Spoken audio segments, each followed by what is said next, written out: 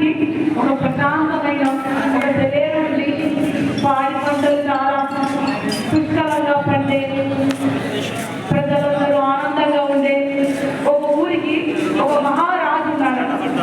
So అనగా ఒక ఊరికి ఒక రాజు ఉన్నాడన్నమాట.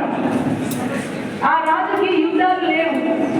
ఆ రాజు చాలా ప్రశాంతంగా ఉన్నాడు. ఎందుకంటే వర్షాలు బాగా పడ్డాయి, పాడి పంటలు బాగా పండుతున్నాయి, ప్రజలందరూ సుఖశాంతితో ఉన్నారు, యుద్ధాలు లేవు. ఏం లేనప్పుడు ఫోన్ లేదు, ఇంట్లో కూర్చొని గంటలు ఫోన్ చూడడానికి, అవునా కదా? సో అప్పుడు ఫోన్ లేకపోయేసరికి రాజు ఏం చేశాడంటే, రాజు ఫ్రీగుంటే ఏం చేశాడు, మనలో ఒకరు తెలియదన్నమాట రాజు కదా. రాజు ఫ్రీగుంటే ఏం చేశాడంటే అడవికి పోతాడు వేట. తెలుసా? ఎంతమంది తెలుసు? గిఫ్ట్ ఇస్తాం బాబా మీకు అందరికి. ఎంతమంది చేయలేదు అంతమంది గిఫ్ట్. రాజు ఫ్రీగా ఉంటే అడవికి వేట పోతాడు. సో రాజుగారు ఫ్రీ ఉన్నప్పుడు అడవికి వేటకు పోయినారు. ఆయనతో పాటు సైనికులు కూడా పోయినారు. సో ఆయనతో పాటు సైనికులతో వేటకు పోయినప్పుడు తను ఒక అందమైన అడవిలో వేట చేస్తుంటే ఒక అందమైన చిన్ని సీతకొక చిలుక కనిపించింది. ఏం కనిపించింది? ఏం కనిపించింది? బటర్ఫ్లై కనిపించింది. సో ఆ సీతకొక చిలుకని చూసి ఆయన వాళ్ళ భటులకు చెప్పారంట, సోల్జర్స్ నాకు ఆ సీతకొక చిలుక కావాలని చెప్పారంట. సో భటులు వెళ్ళి ఆ సీతకొక చిలుక పట్టుకొని వచ్చి వాళ్ళ రాజ్యానికి తీసుకుపోయినారు. రాజ్యానికి తీసుకుపోయి ఆ రాజ్యంలో సీతకొక చిలుక మంచి ఇల్లు తయారు చేసి దానికి కావాల్సిన వసతులు ఇచ్చి దాంట్లో సీతకొక చిలుక పెట్టారు. సో అలా టైం గడిచిపోయింది. ఏం గడిచిపోయింది? టైం ఈ చేతిలో ఉందా? పట్టుకోగలుగుతారా? రైట్. టైం గడిచిపోయింది. రాజు మళ్ళా ఫ్రీ ఉన్నాడు. రాజుకి ఎటువంటి యుద్ధం లేదు. సార్ వెళ్తున్న వాళ్ళంతా చాలా బిజీ ఉన్నట్టున్నారు. ఇక్కడ వెళ్తున్న వాళ్ళు తమ్ముళ్ళు. సో రాజు మళ్ళా ఫ్రీ ఉన్నారు. మళ్ళా ఫ్రీ ఉంటే ఏం చేస్తాడు రాజు? ఎక్కడ పోతాడు? ఆయన ఫోన్ లేదు కదా. సో ఆయన ఫోన్ లేదు, ఇంటర్నెట్ కనెక్షన్ లేదు, టెక్నాలజీ లేదు. కాబట్టి మళ్ళీ వేటకి వెళ్తాడు. ఈసారి వేటకి వెళ్ళినప్పుడు రాజు వేటలో ఉన్నప్పుడు, వేట చేస్తున్నప్పుడు ఒక గుర్రం కనిపించింది. ఏం కనిపించింది?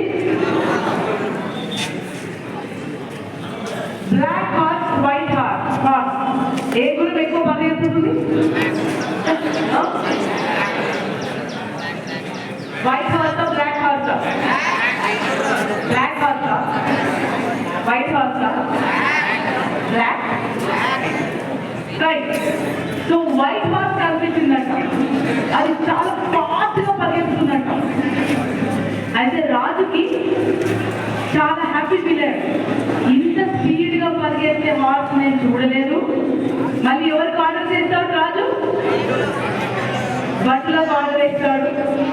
సోల్జర్స్ వెళ్ళి ఆ వైట్ హార్స్ పట్టుకొని రండి.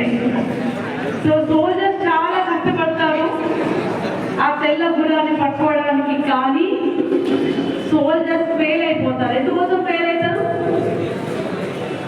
మనలో ఎవరు క్లాస్ వింటలేదు. పాపం వీళ్ళ క్లాస్ టీచర్స్ ఎంత కష్టపడుతున్నారు.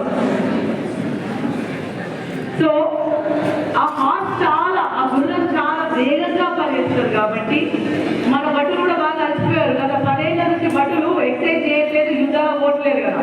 సో ఆ స్పీడ్ మర్చిపోయి ఆ గుర్రాన్ని పట్టుకోలేకపోయారు. సో రాజు దగ్గరకు వచ్చి, రాజుగారు మమ్మల్ని క్షమించండి, మేము చాలా పరిగెత్తున్న గుర్రాన్ని పట్టుకోలేకపోయాము అన్నారు. సో రాజు చాలా కోపం వచ్చేసి భటుల్ని దండించి మళ్ళీ ఏం చేస్తారు? మళ్ళీ రిటర్న్ బ్యాక్ టు కింగ్డమ్. మళ్ళీ రాజు తన రాజ్యానికి వెళ్ళిపోయి తనకు ఎవరు కనిపించేటప్పుడు తనకు కనిపించింది ఆ సీతకొక చిలుక కనిపించింది. తన సీతకొక చిలుక దగ్గరికి వెళ్ళి, సీతకొక చిలుక నువ్వు ఫాస్ట్గా పరిగెత్తాలి అంటాడు. అది వినాలి, రాజు చెప్తే వినాలి, లేకపోతే ఏం చేసేస్తాడు రాజు? తాగే తీసేస్తాడు కదా. అప్పుడు సీతకు ఒక చిలక ఏం చేస్తుందంటే అదే పనిగా ఫాస్ట్గా పరిగెత్తాడు, పరిగెత్తి పరిగెత్తి అలసిపోతుంది. రాజు చాలా హ్యాపీ ఫీల్ అయిపోతాడు. రాజు చాలా హ్యాపీ ఫీల్ అయిపోయి శబాస్ బేటా అని చెప్పి సీతకు చిలక గిఫ్ట్ ఇచ్చేసి వెళ్ళిపోతాడు.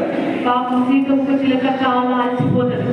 పరిగెత్తి పరిగెత్తి పరిగెత్తి రాజు ఆశని చేరుకోవడానికి చాలా స్పీడ్గా పరిగెత్తి అలసిపోయి కాలు నొప్పులై పడిపోతుంది బిడ్డ, చిన్న సీతకు చిలక. అలా సమయం గడిచిపోతుంది, అలా సమయం గడిచిపోతుంది. ఆ సమయం గడిచిపోయినాక రాజ్యం చాలా ప్రశాంతంగా ఉంది. పాడి పంటలు వర్షాలు పడుతున్నాయి, ప్రజలు చాలా ఆనందంగా ఉన్నాడు. వీళ్ళందరూ ఆనందంగా ఉంటే ఎవరు ఫ్రీగా ఉంటారు? ఇంకా రాజు చాలా ఫ్రీగా ఉన్నాడు. రాజుకు అప్పుడు మొబైల్ లేదు, ఇంటర్నెట్ టెక్నాలజీ లేదు కాబట్టి మళ్ళీ రాజు ఎక్కడ పోతాడు? మళ్ళీ వేటకి వెళ్ళాడు. సో ఈసారి వేటకి వెళ్ళినప్పుడు రాజు ఏం చూశాడంటే ఒక మంచి చిన్న వాటర్ లేక్లో అందమైన చేప పిల్లలు అలా అలా ఎగురుతూ ఉన్నాయి, కిందికి మీదికి కిందికి మీదికి. అవి ఆనందంగా దుక్కుతున్నాయంట, చాలా ఆనందంగా ఆడుకుంటున్నాయంట. ఆ చిన్న చిన్న చేపలను చూసి ఒక చేప చాలా పైకి దూకుతూ ఉందంట. కొంతమంది ఉంటారు కదా నాటి వైట్ అల్లరి పిల్లలు ఉంటారు కదా, అట్లా అల్లరి ఎక్కువ చేస్తూ ఉంటారు. దాంట్లో ఆరెంజ్ కలర్ ఫిష్ చాలా పైకి కిందికి పైకి కిందికి ఎక్కి దూకుతూ ఉందంట నీటి అలలు. అప్పుడు రాజేమన్నారు? Soldier, I want a beautiful fish అన్నారు.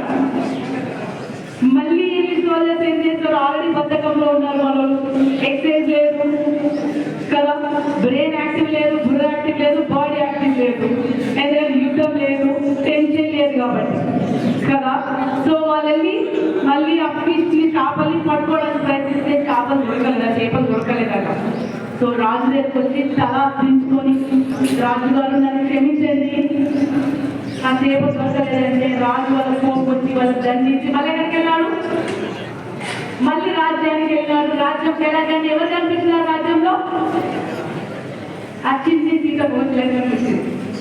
మళ్ళీ తన బాధ తీర్చుకోవడానికి సీతకోచిల దగ్గరికి వెళ్ళి, సీతకోచిలుగా నువ్వు కూడా నేను ఒక అడవిలో చేపని చూస్తాను, దానిలాగానే ఈత కొట్టాలి, జంప్ చేయాలి అంటాడు. అప్పుడు పాపం సీతకోచిల ఏం చేస్తుంది? రాజు చెప్పి వినాలి, వినకపోతే ఏం చేస్తాడు? తాగేది చేస్తాడు. సో ఆ సీతకోచిలుగా మళ్ళీ చేపలాగా ఆ చిన్న చెరువులో వీధికి దుంకి గాలిలో ఎగిరి దుంకి డ్యాన్స్ చేసి అలసిపోయి పడిపోయిందంట. రాజు చాలా హ్యాపీ ఫీల్ అయిపోయాడు.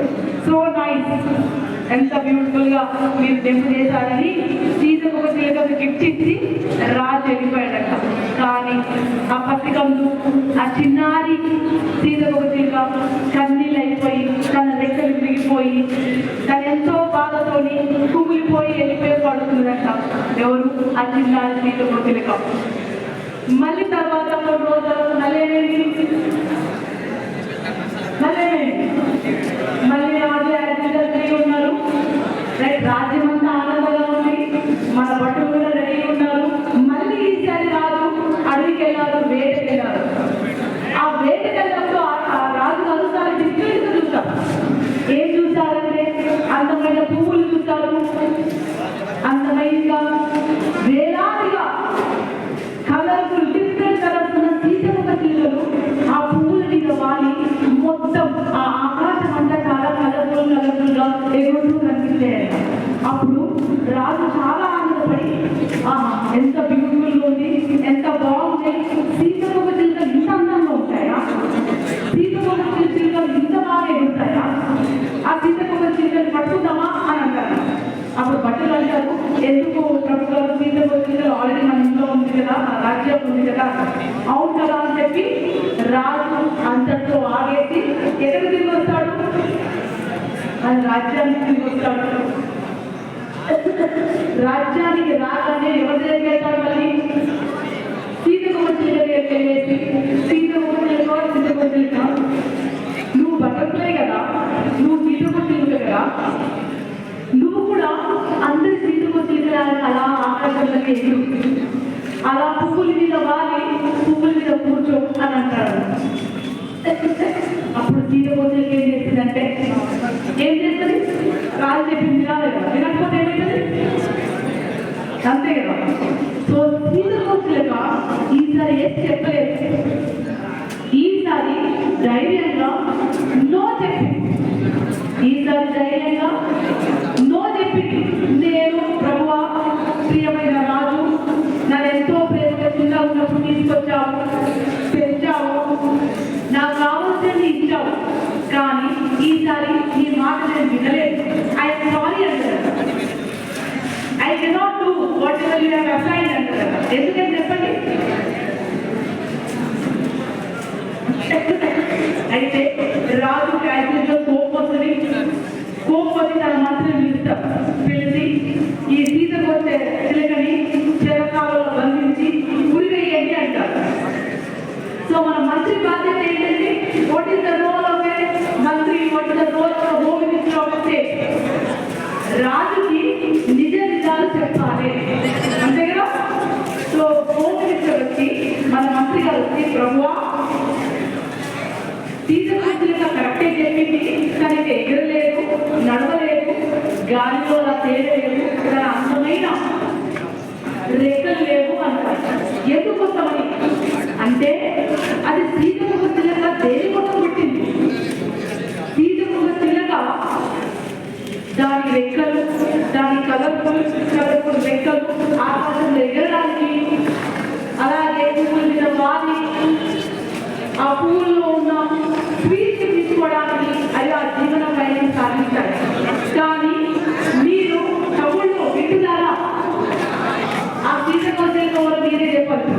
కానీ ఆ సీతకొచ్చలతో ఎన్ని పనులు చెప్పామంటే దాన్ని చేయాల్సిన పనులు చెప్పలేదు మనం. దాన్ని మీరు హార్స్ లాగా రన్ చేయమన్నారు, ఫిష్ లాగా జంప్ చేయమన్నారు, ఇంకోటి చేయమన్నారు, అన్ని చేయమన్నారు. కానీ అది చేయాల్సిన పని మనం చేయనివ్వలేదు. ఒక సీతకొక చెలుక ఏముందో దాని పని ఎంతో ఆ పని చేయాలి. కానీ సీతకొక చెలుక పని కాకుండా వేరే పనులన్నీ చేయాలి. కాబట్టి అది చేయాల్సిన పని అది దేనికోసమైతే పుట్టిందో, దేనికోసమైతే పెరుగుతుందో, దేనికోసమైతే సమాజానికి కావాలో, ప్రకృతి కావాలో అది చేయకుండా వేరే అన్ని చేపించి మీరు అది చేయాలంటే ఎట్లయితే అన్నారు. సో అందుకే ఆ చిన్నారి సీతకొచ్చలుగా తన రెక్కలు విరిగిపోయాయి, తన కాలు విరిగిపోయి, అయినా సరే ధైర్యంగా బతుకుతే ఉంది తన కోసం, తన సమాజం కోసం. సో ఇక్కడ సీతకొచ్చలుగా ఎవరండి? ఈ కథల సీతకొచ్చలుగా ఎవరండి? తమ్ముళ్ళు బాబు ఇటుకుంటున్నాడు. ఇక్కడ సీతకొచ్చలుకలు ఎవరో కాదండి, నా ప్రియమైన తమ్ముళ్ళు, నా ప్రియమైన చెల్లెలు. ఇక్కడ మీరే సీతకొచ్చలుకలు. మీకు తెలుసా? మీకు ఏం చేయాలో అర్థమైతలేదు, ఏది చదవాలో అర్థమైతలేదు, ఎటు పోవాలో అర్థమైతలేదు. ఎవరు చెప్తే వాళ్ళు ఉన్నారు. మొదటిగా మన తల్లిదండ్రులు, అమ్మ నాన్న, నువ్వు ఇది కావాలి, అది కావాలి, ఇది చేయొద్దు, అది చేయొద్దు, అట్లా ఉండదు, ఇంట్లో ఉండదు అనుకుంటున్నారు.